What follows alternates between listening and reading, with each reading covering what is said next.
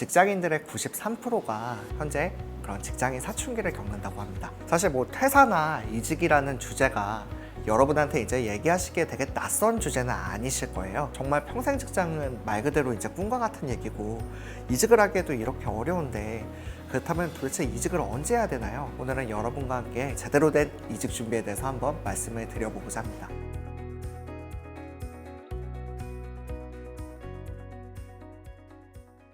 네, 안녕하세요. 이직의 정석 작가 정구철입니다. 오늘은 여러분과 함께 제대로 된 이직 준비에 대해서 한번 말씀을 드려보고자 합니다. 저도 이렇게 여러 후보자들 이렇게 컨택을 하다 보면은 너무 지금 회사 생활 힘들어요. 아니면 연봉도 계속 동결되고 상황이 너무 쉽지가 않아요. 이렇게 여러 고민들을 하게 됩니다. 그래서 실제로 이렇게 조사 결과들을 보면 자코리아에서 18년도에 조사한 결과가 있어요. 그걸 보면 직장인들의 93%가 현재 그런 직장인 사춘기를 겪는다고 합니다. 그 중에 또한 한 60% 가까운 인력들이 2년 이내에 퇴사를 하게 된대요. 그리고 또 그러면 나머지 40% 인력분들은 괜찮으시냐? 그분들도 그렇지가 않으신 게 한 70% 가까운 인력들은 계속 꾸준히 이직에 대한 고민을 하신다고 합니다. 요새 뭐 4차 산업혁명이다, 그리고 또 4차 산업혁명도 얘기를 많이 하고요. 그리고 뭐 평생 직장의 그 종말이다, 이렇게 얘기를 많이 하시면서 사실 뭐 퇴사나 이직이라는 주제가 여러분한테 이제 얘기하시기에 되게 낯선 주제는 아니실 거예요. 그렇다고 하지만 여러분들이 실제 회사에 가셔서는 이직과 퇴사라는 얘기를 꺼내기가 참 쉽지가 않죠. 여러분들이 이렇게 면접 보러 가실 때도 이렇게 뭐 연차나 반차 내실 때 당당하게 면접 또는 뭐 취업이라고 적으시는 분 아마 없으실 것 같아요. 그 이유 중에 하나가 이직의 특성에 기인을 하기 때문인데요. 이직의 특성에는 아까 뭐 크게 세 가지가 있습니다. 이직의 특성의 첫 번째로 이직의 비밀성이 있고요. 그 다음에 경력의 연속성이 있고요. 그 다음 사회의 연결성, 이렇게 세 가지가 있습니다. 이직이라는 것이 참 아이러니하게도 되게 많은 정보가 필요한 시점인데 오히려 되게 오픈해서 진행하시기는 되게 어려운 특성을 가지고 있습니다. 여러분이 최종 합격하실 때까지 만약에 이직을 하신다는 게 오픈이 되면은 되게 좀 약간 불리한 상황에 놓이게 돼요. 당연히 여러분의 상사도 여러분의 그전과 같이 대하지 않겠죠. 이것이 이직의 비밀성에 기인을 하고요. 두 번째는 이제 경력의 연속성을 말씀을 드리고 싶어요. 경력 따라서 가신 것도 있지만 잠깐 머무르셨던 것도 있고, 아니면 여러분이 쌓고자 하시는 커리어와 다른 것도 있고요. 그 경우에는 또 이제 뭐 이거를 뺄 수 있나? 막 이런 것들 좀 고민을 하실 텐데, 그런 것들이 이제 다 족적으로 남게 돼요. 그리고 이제 세 번째로는 이제 사회 연결성에 대해서 말씀을 드려요. 이제 여러분들 뭐 실제로 이직을 하실 때 평판 조회를 하는 경우도 되게 많이 있습니다. 뭐 실제로 대기업 같은 경우에는 한 50%, 외국계 기업은 한 60% 가까이 평판 조회를 진행을 하고 있어요. 즉 여러분이 가시고 싶어 하시는 데를 위해서는 좀 이제 평판을 잘 쌓으셔야 되는 거죠. 이직의 그런 세 가지 특성 때문에 이직이 되게 어려운 측면이 있습니다. 정말 평생 직장은 말 그대로 이제 꿈과 같은 얘기고, 이직을 하기에도 이렇게 어려운데 그렇다면 도대체 이직을 언제 해야 되나요? 그것보다 이제 더 이제 좀 강조드리고 싶은 거는 이제 제가 이직의 필요 충분 조건이라고 이렇게 붙인 것들이 있습니다. 그 부분을 좀 체크를 해보셨으면 좋겠어요. 첫 번째 실력이고요. 두 번째 평판이고요. 세 번째 명분이고, 네 번째 이익입니다. 제가 앞서 필요 충분 조건이라고 말씀을 드렸던 거는 여러분이 사실 이직을 하시려는 이유는 되게 자명하세요.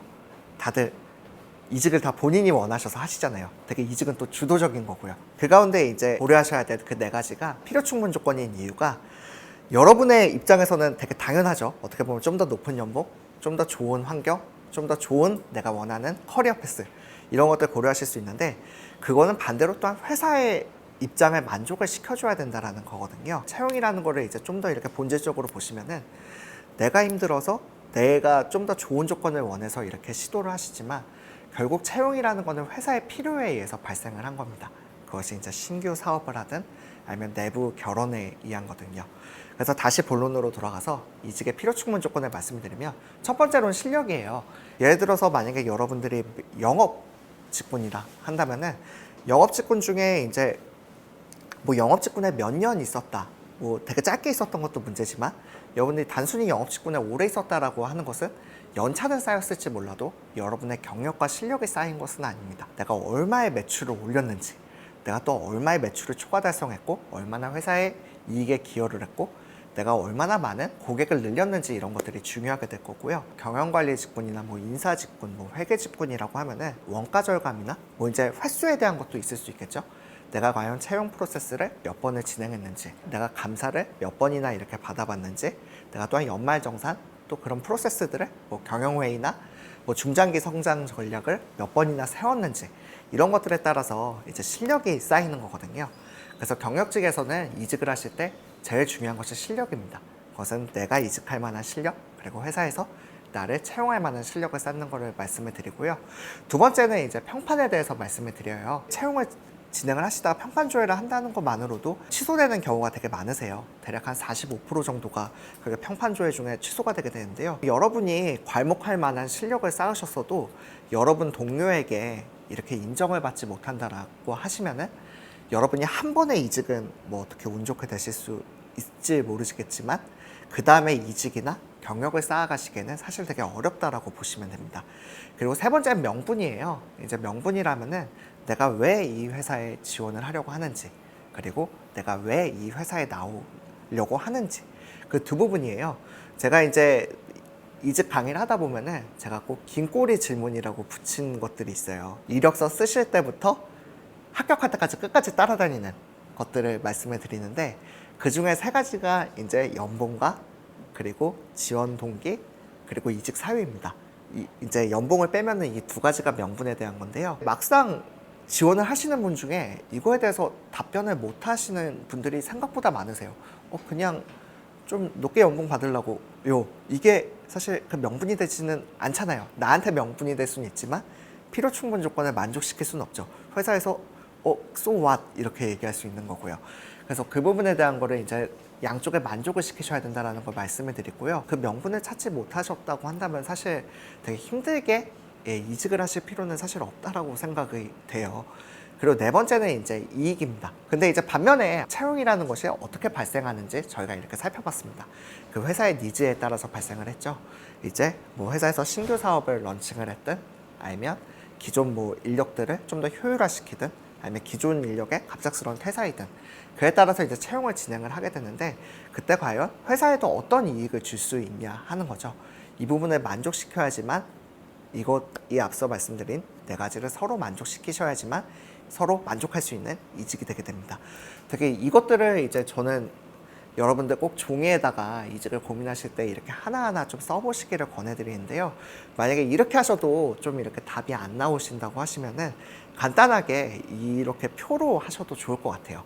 첫 번째 한 3가지 정도로 해서 여러분이 이직을 하시려는 사유를 적으십니다. 제가 저평가된 것 같아요. 그리고 요새 업황이 되게 어려운 것 같아요.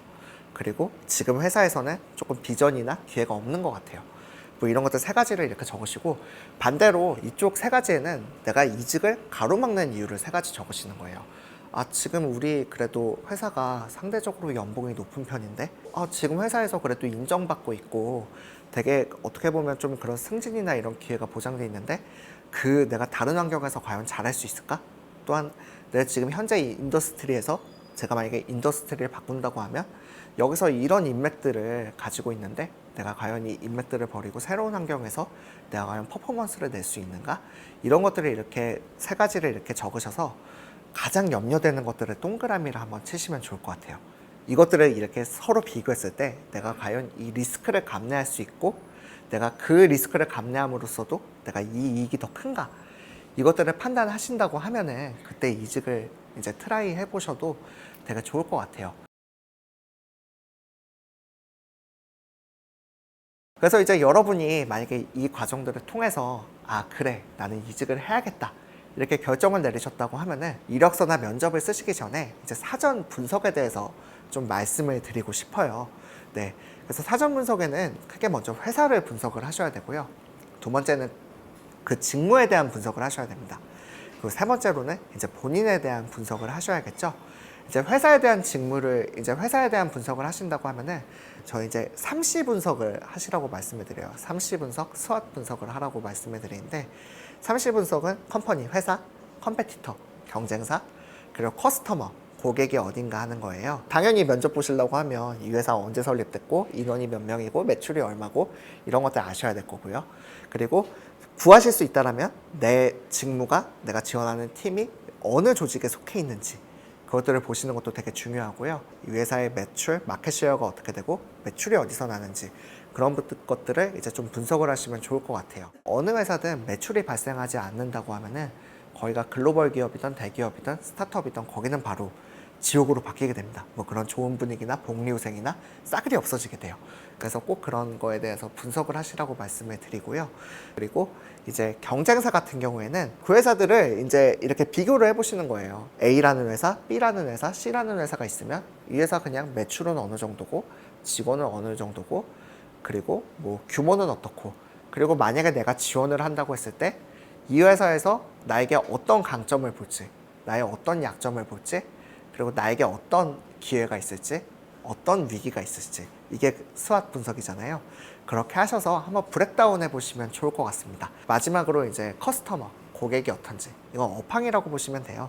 여러분들이 지원하실 분야가 그런 업황이 어떻게 변할지 이런 것들을 좀 보시면 좋을 것 같아요. 이런 것들이 이제 앞서 회사 분석 같은 경우에는 이제 뭐 금융공시원 자료에 대부분 상장사 같은 경우에 많이 나와 있고요. 그리고 이제 업황 같은 경우에는 기사에도 많고 또 연초에 그런 경제연구소에서 그런 보고서들이 많이 나와요. 그리고 여러분들이 당연히 그 현업에 계시다고 하면 뭐 또한 여러분들 인맥을 통해서 이렇게 알게 되시면 더 좋은 정보를 얻으실 테고요. 두 번째는 이제 직무 분석입니다. 아까 채용이 결국 회사의 니즈에 따라서 발생을 한다라고 말씀을 드렸어요. 그래서 이제 여러분들 이력을 이렇게 한번 정리를 해보시고 여기에 이제 이 회사의 여러분들 채용 사이트 들어가 보시면 이제 지원 공고에 여기에 요구 역량, 직무 있고 그리고 지원 자격 그리고 우대사항이 있잖아요.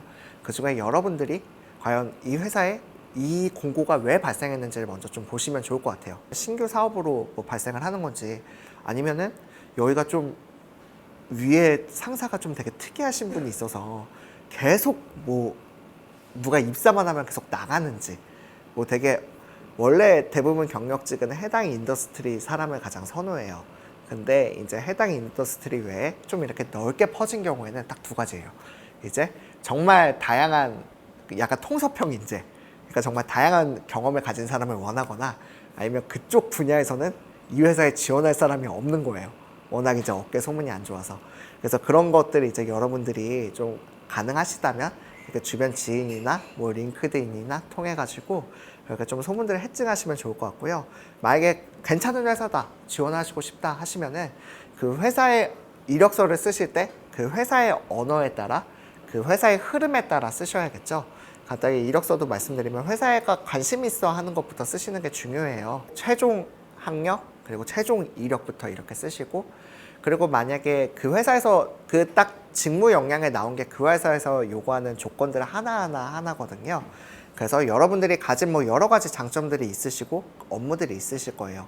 그 중에 이제 여러분들이 실제로 진행하셨던 많은 업무를 적으시는 것도 방법이시겠지만 만약에 이 회사에서 그 여러분이 실제 하셨던 업무보다는 다른 교집합적인 부분이 더 많이 요구를 된다 하시면 그 부분을 좀 더 강조하셔서 그렇게 작성을 하시는 것도 방법이실 것 같습니다.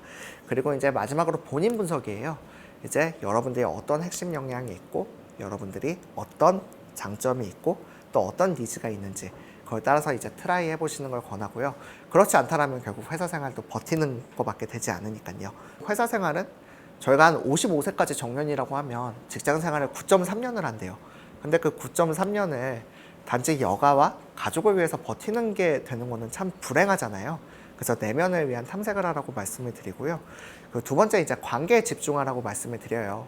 꼭 평판조회와 이런 것들이 아니라고 해도 여러분들 더 잘 아시겠지만 기회는 결국 사람으로부터 오게 되잖아요. 마지막으로 이제 오늘에 집중하라고 말씀을 드려요. 여러분을 이직하게끔 여러분의 커리어를 만들어주는 거는 뭐 이런 다른 경력들이 아니라 여러분이 오늘 하셨던 내 업무, 내 일의 성과거든요. 그래서 여러분 꼭 오늘에 집중하라고 말씀을 드리고 싶습니다. 단기적으로는 여러분들이 원하는 직장에 들어가셨으면 좋겠고요. 장기적으로는 꼭 여러분들이 원하시는 업을 만드셨으면 좋겠어요.